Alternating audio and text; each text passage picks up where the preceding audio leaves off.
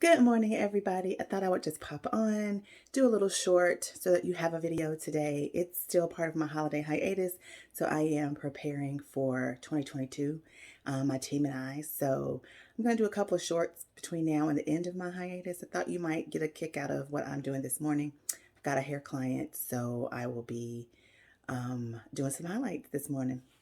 Hope you have a great day.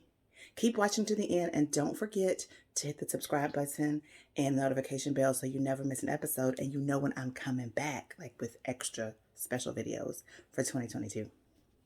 Boston never stops, so you need to take advantage of all of your strengths and make sure that you are using them to their fullest, and make sure that you are, leveling up in 2022, sis.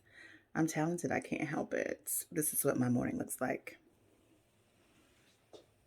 I cleaned my utensils, sanitized my station, preparing for the client. We've got a mask and her cape, and we are going to be doing a highlight this morning, and Mama has her masks right there.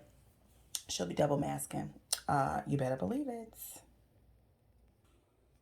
I hope you have an amazing day, guys. Bye. Oop, oop. I'm doing the video. Ooh. Look at that in the mirror. Beautiful.